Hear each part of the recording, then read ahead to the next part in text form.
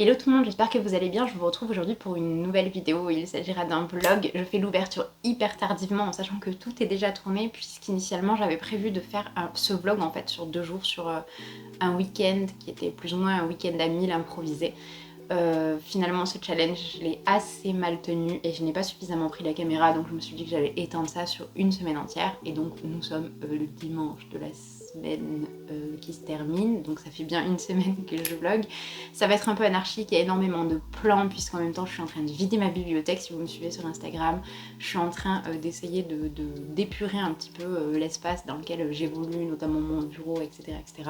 Et c'est vrai que ça me prend énormément de temps et c'est pas très intéressant à filmer. Ce sera intéressant à filmer, je pense, lorsque ce sera terminé, ou peut-être voilà, le début, le milieu, la fin à la rigueur, mais tous ces jours où j'envoie des colis, etc., etc., c'est pas très intéressant. Bref, mais j'avais prévu de lire pour le week-end à 1000 que j'avais prévu ces 4 livres-là, plus la fin du Père Goriot. Vous verrez bien si j'ai réussi à tout lire, mais voilà, n'ayez pas grand espoir, voilà. Mais c'était le projet initial. Il fait excessivement chaud, donc durant la vidéo il est possible que je me touche énormément les cheveux, que je bouge beaucoup, et c'est parce que j'évite de mettre le ventilateur pour que vous n'ayez pas un son parasite durant le tournage. Mais sachez qu'il fait très chaud et que donc c'est possible que moi en revanche j'ai des gestes parasites et que ce ne soit pas très agréable à la caméra. J'espère que vous ne m'en tiendrez pas trop rigueur et que la vidéo vous plaira.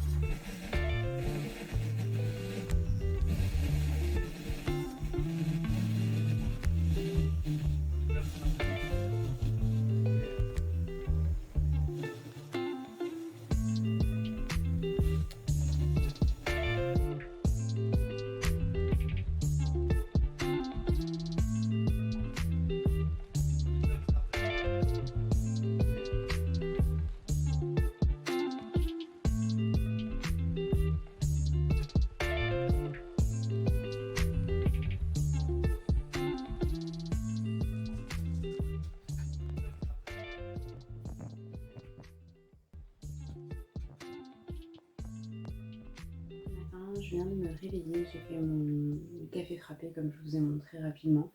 Et maintenant je vais attaquer mes lectures puisqu'en fait je me suis programmé un petit week-end à 1000. Je parle doucement pour pas faire trop de bruit. Et le premier livre que je veux terminer c'est Plus heureux que jamais d'Adam Silvera.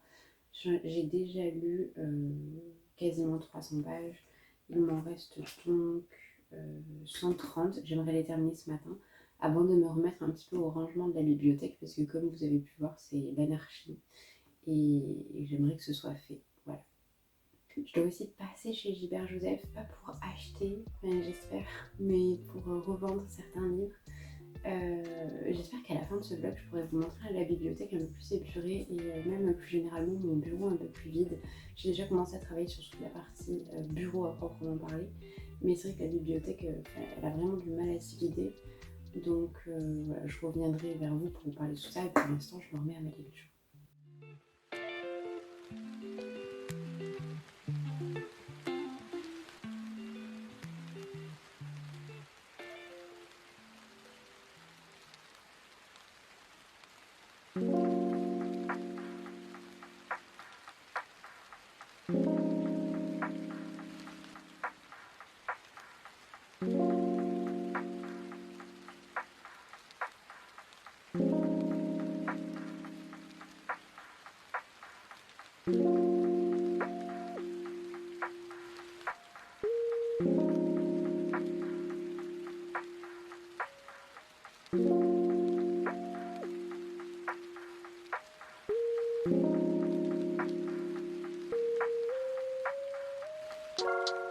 Je me suis aussi donné pour objectif d'aller faire réparer mes bijoux. Donc j'ai une de mes bagues dont la pièce s'est détachée. Ici c'est la chaîne qui s'est cassée. Je suis pas sûre qu'on puisse faire quelque chose, mais bon, j'aimerais bien voir. Là, pareil, sur mon bracelet, bon, j'y tiens beaucoup parce que c'est le bracelet de fin d'année qu'on m'a offert au collège. J'ai le fermoir en fait qui s'est cassé également. Et enfin, il faut que je trouve une chaîne pour un pendentif que ma mamie m'a offert. Voilà.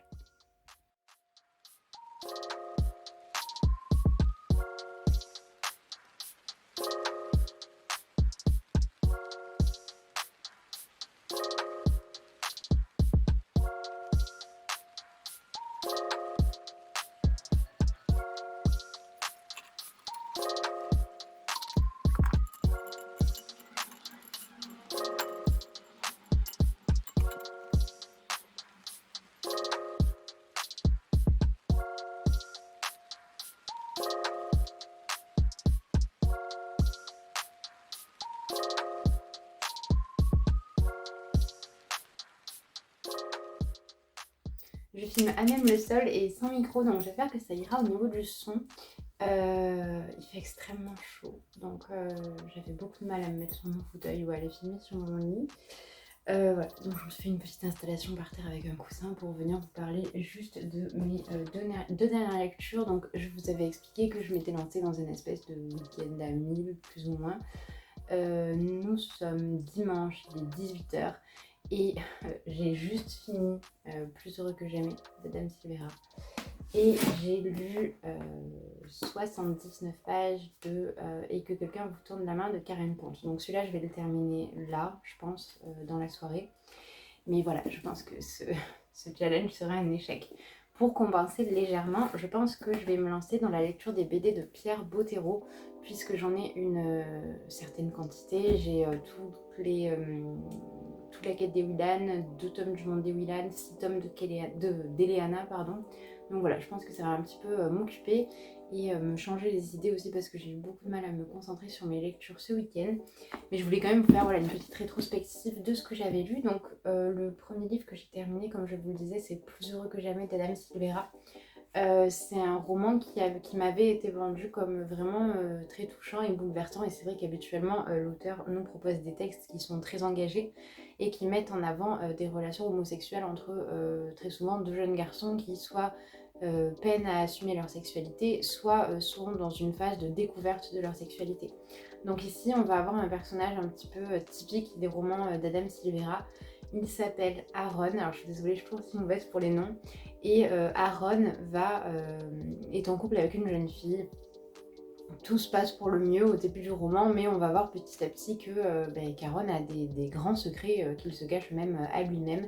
C'est un roman qui est très très dur parce que ça parle du fait d'assumer son homosexualité dans des quartiers difficiles, puisque Aaron a un groupe d'amis qui vraiment ne parvient pas à accepter son orientation sexuelle. Donc voilà, ça soulève toutes ces questions-là. Ça change des romans young adultes qui mettent seulement l'accent sur le côté je fais mon coming out et je n'ai aucune difficulté à savoir qui je suis et comment je dois être. Les personnages d'Adam Silvera se posent toujours énormément de questions. Ils se demandent, en fait, ils sont en perpétuelle évolution comme tous les êtres humains. Et c'est ce qui fait qu'il y a cette crédibilité en fait qui est propre à ces romans en fait tout simplement. Donc une fois de plus, je trouve que c'est une belle réussite et un joli succès. Qu'est-ce que j'avais noté comme point un petit peu négatif? Ouais, le côté un petit peu négatif de ce roman, comme c'est pas propre aux young adultes, là pour le coup, je trouve que c'est très propre à la littérature contemporaine. C'est qu'on est beaucoup dans du drama, il y a beaucoup de choses qui. Enfin, les gens ont des histoires de vie absolument dramatiques alors qu'ils ont 15 ans. Et c'est vrai, il y a des réalités qui font que. Enfin, il y a des réalités, il n'y a pas d'âge pour vivre des drames en fait, évidemment. Mais parfois le cumul fait que ça en devient un peu crédible. Alors là, c'était pas le cas, mais c'est vrai que ce qui fait que ce n'est pas le cas, c'est qu'on découvre petit à petit en fait les différentes difficultés qu'a rencontré Aaron. Mais ouais, voilà, enfin, c'était juste pour souligner ce point-là, même si c'est pas. En gros, il n'y a pas de gros bémol sur ce roman, je l'ai trouvé plutôt sympathique. Mais voilà, lisez-le quand vous avez le moral, parce que c'est quand même très très triste. Ça me fait un petit peu penser à. J'espère que ça ne spoilera pas trop, mais à Eternal Sunshine on the Spotless Mind, qui est un film absolument magnifique. Et du coup, ça m'a donné envie de revoir ce film en fait. Voilà, c'était cool. Et donc j'ai commencé Et que quelqu'un vous tende la main, j'ai lu 79 pages, comme je vous le disais, c'est l'ouvrage de Karen Ponte de cette année, puisqu'elle sort un livre par an. Et j'espère vraiment que le son ça va sans micro, je verrai bien au montage, mais j'espère que vous m'entendez. Et que quelqu'un vous tende la main, ensuite donc Anna et Valérie qui vont être pensionnaires du Jardin des Cybèles, qui est une sorte de maison de repos, centre de psychologie, et qui sont toutes les deux en fait à un tournant de leur vie pour des raisons différentes. Anna a perdu son bébé qui est mort de la mort subite du nourrisson. Et Valérie a tout simplement fait une espèce de burn-out en fait et a décidé de partir de chez elle pour se ressourcer, se retrouver donc loin de ses filles et de son mari. Et elles vont se rencontrer toutes les deux au Jardin des Cybèles. Elles vont également rencontrer, alors son nom, elles vont rencontrer Charline. Elles vont rencontrer Charline qui est la propriétaire d'un salon de thé qui est à proximité du Jardin des Cybèles. Et elles vont se lier d'amitié avec elle. Voilà, pour l'instant, c'est là où j'en suis. J'imagine qu'il va se passer quelque chose d'un petit peu dramatique qui va mettre à l'épreuve la relation naissante entre ces trois femmes et qui va leur apprendre des choses sur la vie. C'est très souvent le cas dans les romans de Karen Ponte. Et voilà, pour l'instant, je trouve que c'est sympa. J'ai vraiment enchaîné les pages, en fait, je ne l'ai pas reposé et je trouve qu'il est très joli, comme souvent dans les romans de Karen Ponte. Ça me fait j'ai toujours le même sentiment quand je lis les romans de Karen Ponte et de Virginie Grimaldi. Donc si vous aimez l'une ou l'autre, je pense que ça peut le faire avec l'autre. Tout simplement, j'ai beaucoup de mal à m'exprimer, je suis désolée, il fait tellement chaud. Mais ouais, voilà, c'est un roman là c'est toujours un petit peu touchant, mais en même temps, ça me fait du bien d'être dans des choses très concrètes et avec des personnages qui prennent des décisions dans leur vie, qui font des choix, qui vont de l'avant, qui acceptent les moments difficiles, qui souffrent certes, mais qui sont profondément en vie. Voilà, je trouve que c'est un peu connoté négativement la littérature feel good, et même moi, je pense que je suis l'une des premières à ne pas en dire du bien. Mais il y a des autrices comme ça qui sortent complètement du lot et qui, pour moi, parviennent à parler Alors certes, dans une langue assez simple, mais parviennent à parler des problèmes qu'on rencontre nous aujourd'hui dans notre construction individuelle, euh, dans une société qui est en perpétuel mouvement, qui est extrêmement exigeante, qui nous propose la surmédiatisation d'absolument tout. Et c'est bien en fait d'avoir des auteurs comme ça qui nous permettent de nous poser les mêmes questions qu'on se posait peut-être il y a 150 ans, mais dans un contexte complètement différent. Alors je suis pas en train de dire que c'est de la grande philosophie, de la grande littérature classique ou ce que vous voulez, mais ça donne des espèces de pistes en fait qui sont sympathiques à exploiter et qui parfois sont évidentes mais qu'on ne voit pas toujours dans les moments difficiles, donc je trouve que c'est plutôt sympa. Voilà, c'est ce qui fait que j'aime beaucoup Karen Ponte comme Virginie Grimaldi. Je pense qu'une fois que j'aurai terminé tout ça, je vais me lancer dans 1081 de Stephen King, que j'aurai peut-être le temps de terminer ce soir aussi. Et je voulais vous parler d'une dernière chose, c'est qu'hier j'ai regardé un film que je voulais voir depuis un moment, qui est le film Annette, qui est sorti l'année dernière, qui est une comédie musicale avec Marion Cotillard et Adam Driver. Je l'ai regardé hier soir. Le film durait 2h15, il me semble, donc c'était assez long, comme beaucoup de films maintenant. Et c'est vrai que dans la même semaine, là, j'avais regardé Licorice Pizza, qui était déjà assez long, qui était très beau, qui m'a beaucoup plu, mais qui était assez long. Et juste avant, le dernier duel, qui était aussi très intéressant, aussi avec Adam Driver, je vous mettrai les affiches juste là. Très long mais très intense en fait, et Annette était pareil, assez long, assez intense. Et si j'ai beaucoup aimé l'idée générale et que je trouve qu'il y a vraiment des tentatives qui sont très sympathiques, j'ai trouvé que le film était assez mal écrit finalement, dans le sens où les chansons n'étaient pas, enfin les textes n'étaient pas sympa, pas joli, c'était pas du tout des choses que j'avais envie de reprendre. Complètement différent par exemple de La La Land, qui ne traite pas du tout déjà des mêmes thématiques mais qui est aussi nettement moins bien écrit, ou de Sweeney Todd par exemple, pour citer les plus connus. Et c'était assez décevant malheureusement, même s'il y avait un très beau traitement d'image et des choses qui étaient superbes et que Adam Driver était magistral dans ce rôle-là. Ouais, j'ai été un peu... je sais pas, il m'a mis dans un état un peu étrange ce film en fait, pour tout dire. et je vais avoir du mal à en parler plus en détail, mais voilà, c'est ce qui fait qu'hier je n'ai pas trop lu. Et aujourd'hui, je me suis mise à 13h dans mon lit dans l'espoir d'avancer mes lectures, et je me suis réveillée, il était 17h15, donc voilà, que dire? C'est comme ça, parfois la fatigue nous rattrape. Et là actuellement, vu que je suis dans une situation assez stressante, que je ne sais pas encore, je ne connais pas mon lieu d'affectation, je ne sais pas encore quand est-ce que je prends mes classes, je n'ai aucune idée du niveau de classe que je vais avoir l'année prochaine. Je vous avoue que les journées sont longues et stressantes, donc fort heureusement il y a les lectures. Mais c'est un peu épuisant, et c'est ce qui fait que voilà, je m'endors de façon complètement anarchique. Et parfois la nuit, j'arrive pas à dormir, donc je lis la nuit, etc. Bref, bon, je vais pas vous raconter tous les détails de ce que je suis en train de traverser, mais voilà, c'est une phase assez compliquée. Et du coup, pour lire, même ma concentration est mise à rude épreuve. C'est ce qui fait que je me suis orientée vers des ouvrages peut-être un peu plus accessibles pour éviter d'être dans un mood très sérieux. J'étais en train de lire Le Père Goriot il y a quelques semaines, enfin pas quelques semaines, il y a quelques jours. Oh, quelle erreur quoi. Je suis incapable de lire Balzac ou Zola en ce moment parce que mon cerveau n'a pas envie, simplement. J'ai réussi à lire Moderato Cantabile de Duras, et déjà ça a été très rude, mais émotionnellement je me sens incapable de lire Balzac ou Zola quoi. Donc pour ne citer que. Voilà, on va rester sur des lectures un petit peu plus chill, un petit peu plus légères en fait, et qui me permettent de me plonger dans quelque chose de plus, j'allais dire sain. Je suis pas sûre que Zola et Balzac soient malsains, mais en tout cas moins pourri en profondeur, voilà, moins réaliste. Bref, je vous retrouve plus tard pour vous parler de l'avancée de ma lecture. Je vais me remettre sur j'ai oublié le titre, sur Et que quelqu'un vous tende la main. Et comme je vous dis, je pense qu'après j'enchaînerai sur 1081. Et voilà, je reviendrai vous parler de tout ça.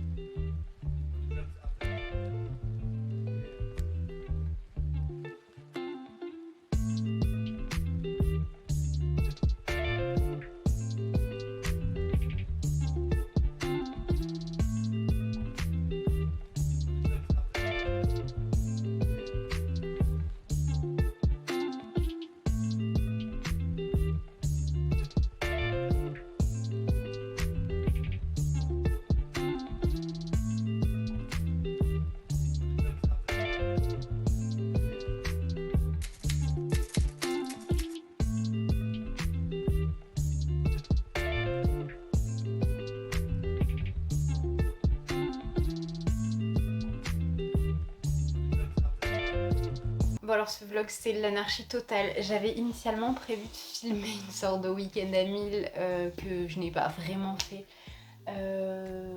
Qu'est-ce que j'ai lu cependant sur les titres que j'avais prévus? Attendez, je vais essayer de vous montrer ça. De sûr, j'avais prévu de terminer Le Père Goriot, chose que je n'ai pas faite. J'avais prévu de lire 1081 de Stephen King, ce qui est fait. C'est une petite nouvelle assez sympa franchement. Je pensais que c'était un peu plus vieux que ça, parce que je suis habituée à ce que dans cette collection, Albin Michel privilégie les nouvelles un petit peu plus anciennes, telles que Brume, Le Corps, La petite fille qui aimait Tom Gordon et Langolier, bref, des nouvelles qui sont dans l'univers de Stephen King depuis très longtemps. J'ai très chaud, je suis désolée, je vais un peu toucher mes cheveux encore. Et 1081, c'est un peu plus actuel, il y a beaucoup de références à la pop culture des années 2010-2015. J'ignore en quelle année le texte a été publié, mais voilà, en tout cas c'est plus récent, je vais essayer de vous dire ça. Ah non, 2002. Et vu qu'à un moment ça parle de Justin Bieber, je me suis dit bon, pourquoi pas. Bref, bah, c'était très sympa, j'ai trouvé ça assez divertissant. Cette nouvelle-ci fait 120 pages et en gros on va suivre plusieurs personnages qui vont s'approcher d'un véhicule assez particulier qui semble dévorer les gens, mais on n'en sait pas plus, on ne sait pas vraiment ce qu'est cette entité, on sait juste que c'est une sorte d'entité qui arrive à prendre l'apparence d'une voiture et à attirer les gens en fait, et voilà, on n'en sait pas plus. Et c'est souvent le cas chez Stephen King, c'est quelque chose que j'aime beaucoup, c'est qu'on est dans du fantastique qui ne veut pas forcément s'expliquer. Et certaines personnes diront que c'est de la facilité. Moi, je trouve personnellement que c'est une démarche très intéressante parce que ça laisse un petit peu le lecteur dans une position de suspicion, d'enquête et tout. J'aime beaucoup ça, donc j'ai passé un très bon moment. Ensuite, alors attendez, je remets juste le téléphone droit parce que ça me stresse. J'espère que ça cadre bien et surtout que le micro fonctionne. Il me semble que je vous ai déjà parlé de Plus heureux que jamais. Alors je vous ai dit, ce vlog c'est un petit peu un fouillis parce que je sais plus quand est-ce que je l'ai... Je sais que je l'ai commencé la semaine dernière, mais je ne sais plus ce que j'ai lu depuis la semaine dernière. J'ai lu beaucoup de BD, ça c'est sûr, et j'ai lu pas mal de bouquins, donc c'est difficile de faire le point un petit peu.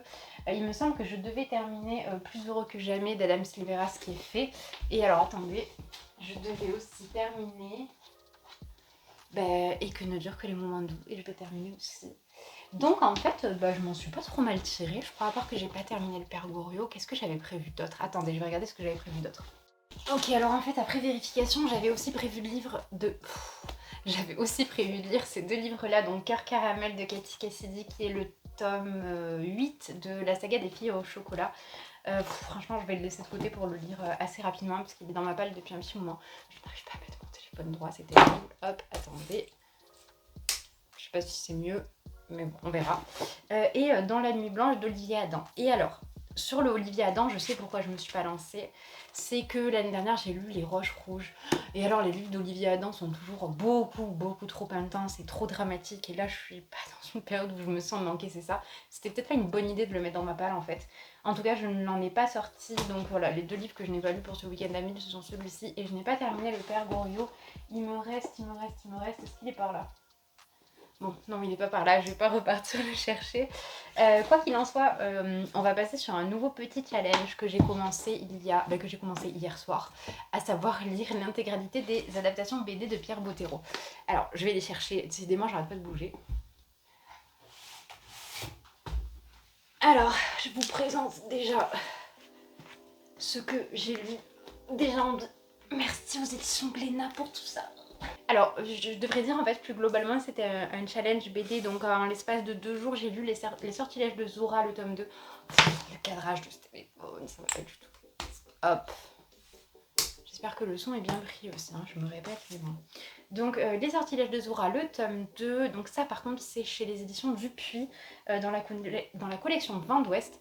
Et je pensais que c'était une duologie, cette saga. En fait, pas du tout, ce sera beaucoup plus long que ça. C'était vachement bien dans la continuité du tome 1. Donc on suit Zora, qui est une jeune fille qui a des pouvoirs et qui doit les cacher, mais qui va rencontrer une autre jeune fille à l'école qui a également des pouvoirs. Elle vit avec une grand-mère un petit peu fantasque, il lui arrive des aventures un peu rocambolesques. Bref, c'est une saga BD que j'aime beaucoup et je serais très curieuse de connaître la suite. Ça, c'était ma première lecture BD. Ensuite, on continue avec un coup de cœur BD depuis le tome 1, à savoir Les Sœurs Grémillet, le trésor de Lucille. Donc là, on suivait la plus petite sœur des Sœurs Grémillet.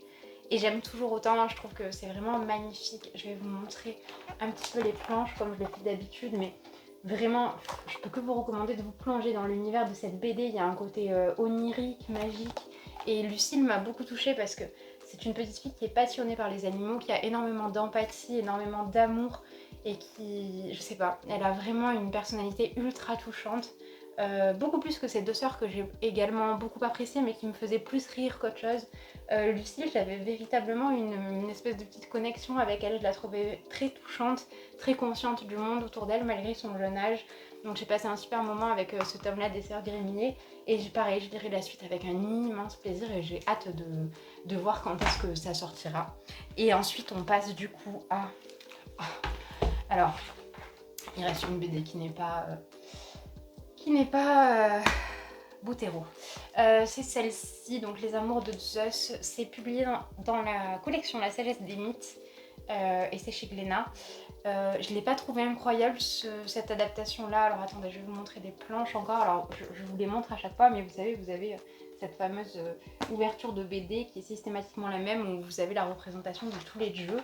Et donc là on se concentrait sur les amours de Zeus, et donc on va voir les différentes conquêtes de Zeus, conquêtes qui sont très souvent des femmes humaines qui ne sont absolument pas consentantes et qui subissent finalement la pression du roi de l'Olympe et qui se voit dans l'obligation de porter sa progéniture.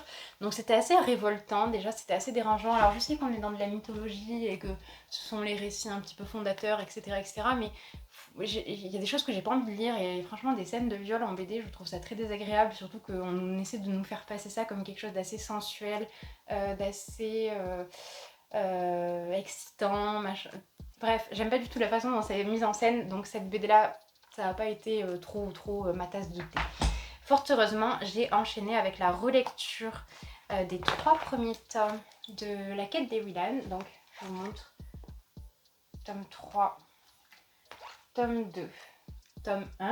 Je dis relecture parce que ces 3 premiers tomes, je les avais déjà lus. Et j'ai enchaîné avec les tomes jusqu'au tome 7. Je crois que ça se termine au tome 7. Donc j'ai enchaîné avec les 4 autres que je n'avais jamais lus, dont les couvertures sont pareilles, hein, absolument sublimes. Et ensuite, après avoir terminé La Quête d'Ewilan, je me suis plongée dans les mondes d'Ewilan en 2 tomes. La suite est à paraître. Et j'ai passé un très bon moment, ça m'a fait du bien de retrouver un petit peu ces lectures doudou. L'univers de Botero, je le connais depuis maintenant très longtemps, comme je pense beaucoup d'entre nous. Et c'est un petit peu ces lectures cocon qui font du bien quand on a une petite baisse de morale ou ce genre de choses. Donc j'ai passé un très très bon moment, c'était cool. Je parlais de challenge. Mon challenge, ce serait de terminer toutes les BD Botero. Il me reste le premier tome de l'autre et les 6 tomes d'Eleana, pardon. Et j'aimerais faire ça aujourd'hui en fait. Avant ce soir, je meurs de chaud. Je vous dis ça, il est 17h, donc je sais pas si j'aurai le temps. Mais ça fait donc 7 BD à lire. Et ensuite, j'aimerais également terminer ma lecture en cours que je vais vous montrer, mais alors que je n'aime pas du tout. Il s'agit de La Nostalgie heureuse d'Amélie Nothomb, que je trouve profondément ennuyeux. Mais je vous en parlerai peut-être un petit peu plus tard parce que ça fait quand même pas mal de livres présentés là, je pense. Mais voilà, je suis pas fan pour l'instant à voir comment ça va tourner, si ça s'arrange, etc. Mais pour l'instant, je suis pas fan. Alors je m'excuse quelques secondes pour cette coupe de cheveux. Il faudra absolument que je vous montre, j'en suis dans le tri de mes bibliothèques d'ailleurs, on va pouvoir regarder un peu. Voilà, si vous me suivez sur Instagram, vous savez que je suis en train de vider complètement mes bibliothèques. C'est aussi une démarche qu'il faudra que je vous explique. Mais voilà, je suis en train de tout vider. Il y en a une qui est complètement vide, qui est juste là, qui est un peu encombrée par toutes les choses que je dois envoyer via Vinted. Et là, en fait, j'ai commencé à sortir un petit peu les autres choses de ma maison qui prennent de la place pour rien. J'ai une imprimante, un clavier, une Xbox 360 dont je ne me sers absolument plus. Bref, en fait, le but, ce sera un petit peu de vider tout ça, toutes ces choses dont je ne me sers pas, qui sont là, que j'ai complètement oubliées, qui ne me servent à rien. Et en ce qui concerne vraiment les livres à proprement parler, je pense que je vous ferai une vidéo à part où je vous expliquerai vraiment pourquoi je suis dans cette démarche-là actuellement et ce que ça représentait pour moi en fait d'avoir tant de livres dans ma bibliothèque et pourquoi j'ai envie de me détacher un peu de tout ça en sachant que ces histoires elles disparaissent pas évidemment et que je les aime toujours autant. Il y a beaucoup de livres dont je me sépare où ça m'a fait très mal au cœur parce que je me suis dit putain mais l'objet livre en fait c'est comme s'il m'était devenu indispensable et je trouvais ça triste en fait en ce qui me concerne d'être autant attachée à un objet. J'ai gardé, il y a des choses que j'ai gardées. J'ai gardé par exemple, on va regarder par contre, la prise de son va changer et je m'en excuse, mais je vais devoir détacher le micro. Donc je suis désolée, la captation son va être moins bonne. En gros, ce que j'ai gardé, c'est ma palle qui est juste là. Vous allez me dire, ça fait pas mal hein, déjà. Ma palle, ça ce sont les poches que je garde, que je n'ai pas fini de trier, mais théoriquement que je garde en sachant que mes poches tenaient normalement sur toute cette bibliothèque là. Et ensuite en termes de coup de cœur déjà lus, ce que je garde, alors il y en a un petit peu ici, enfin ici pardon, si je vous montre pas, il y en a quelques-uns ici qui ont déjà été lus. mais ce que je gardais absolument, voilà, il y a des choses dont je ne pouvais pas me séparer. Alors ceux-là, je les ai pas encore lus, mais ça, c'était impossible de m'en séparer. Les Anne-Laure Bondou, pareil. Les Joanne Richoux, impensable. Faux boss de même. Nos étoiles contraires, j'étais obligée. Ce que j'ai conservé également, c'est la saga à Cotard, en fait, que je ne peux pas sortir de ma bibliothèque parce qu'occasionnellement, j'ai besoin de me replonger dans cet univers-là. Et enfin, la saga du Prince Cruel, que j'aime d'amour, voilà, tout simplement. J'ai pas voulu non plus, curieusement, je me suis séparée de beaucoup de Saxus, mais je ne sais pas pourquoi, je n'ai pas voulu vendre le sang et la cendre pour l'instant. Et en termes de pâle, voilà. J'ai gardé suffisamment de choses pour pouvoir varier mes lectures. Bon, la qualité change quelques secondes puisque je suis en face caméra, enfin en caméra selfie quoi. Je vais me mettre à lire et je pense que je vous reprendrai sûrement quand j'aurai avancé les BD. Voilà. Il me reste, comme je vous le disais, 7 BD à lire dans le... J'arrive pas à parler avec cette chaleur. Il me reste 7 BD à lire donc dans le fameux challenge de lire Pierre Bottero. Et alors en face caméra c'est horrible parce que, bon, je pense que vous l'avez vu, j'ai des bagues en céramique et à midi je suis allée bruncher. Je vous ai mis des images d'ailleurs. J'ai oublié de faire des photos des plats évidemment parce que je suis pas une très bonne vlogueuse. Mais j'ai mangé en fait... en gros, quand vous avez des bagues en céramique, les bagues en céramique, c'est les bagues blanches comme ceci. Vous ne devez pas manger certaines choses. Ouh, mauvais cadrage. Vous ne devez pas manger certaines choses, notamment en fait tout ce qui est colorant. Donc, faut éviter le café, la cigarette, mais il faut aussi éviter quelque chose que je mange tout le temps et dont les plats véganes sont très souvent constitués, à savoir du curcuma. Et à midi, j'ai mangé un brunch délicieux, mais il y avait une sauce jaune sur le dessus. Et il me semble bien que c'est du curcuma. Donc si vous voyez mes dents à la limite de la phosphorescence, vous ne vous inquiétez pas, c'est simplement le curcuma. Bon, j'arrête de blablater et maintenant je retourne lire.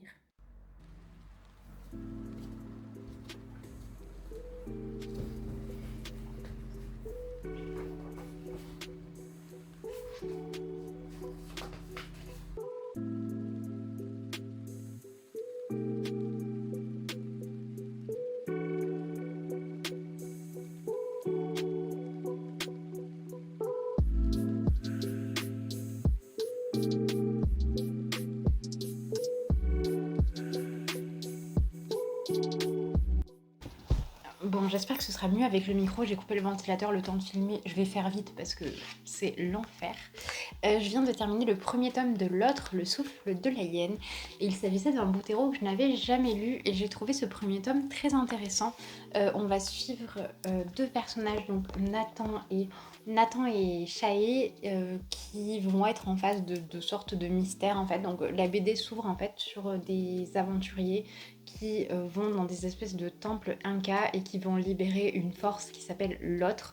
Et ensuite, on va suivre donc ces deux personnages qui ont des capacités parapsychologiques et même physiques qui vont au-delà de la normale. Bon, c'était seulement le premier tome, mais j'ai trouvé ça vachement cool. Il y a toujours cette idée des métamorphoses un petit peu qu'on retrouve chez Pierre Bottero et que personnellement j'aime bien. Donc j'ai passé un bon moment et je suis contente de l'avoir lu. Je vous montre quelques planches encore une fois, mais c'est vraiment très ressemblant avec l'univers des Willan. Et de toute façon, ça se passe dans l'univers de la quête des Willan, si j'ai bien compris. Maintenant que j'ai terminé ce premier tome de L'Autre, je vais commencer le premier tome d'Eleana. Donc c'est le d'Elana, pardon. Oh, c'est incroyable, je fais vraiment un mix entre Keleana et Elana, c'est terrible. Donc c'est le tome 1 et c'est sur son enfance. Je n'ai jamais lu Elana non plus, donc ça va être une découverte. Je suis très contente de me lancer dans de continuer ma découverte de cet univers-là.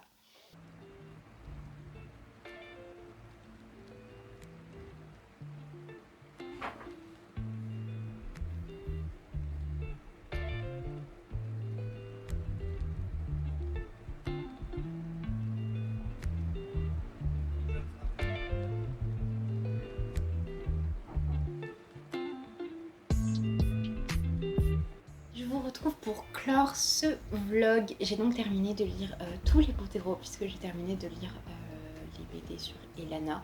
Et c'était super, j'ai trouvé que les BD d'Elana étaient peut-être beaucoup plus mature en fait que l'univers d'Ewilan et je m'y suis beaucoup plus retrouvée en fait. Donc voilà, j'ai passé un très très bon moment, c'était très agréable. Je suis contente que Glénat m'ait fait parvenir cet homme-là parce que ça m'évite de lire les romans. Je les aurais certainement laissés traîner très longtemps dans ma palle. Donc découvrir cette histoire tranquillement avec des images, etc., c'était beaucoup plus bref et puis ça se prête beaucoup plus à ce que j'ai envie de lire en ce moment, à savoir des lectures un petit peu courtes. J'ai beaucoup de mal à me projeter dans des univers de fantasy dense parce que je suis fatiguée tout simplement. J'ai l'impression que c'est un peu commun actuellement. Je parlais avec pas mal de personnes sur Instagram qui sont un petit peu dans cette espèce d'état léthargique. Alors je sais pas si c'est lié aux fortes chaleurs ou s'il y a quelque chose d'autre, mais c'est vrai que voilà, le moral n'est pas forcément au beau fixe et c'est assez compliqué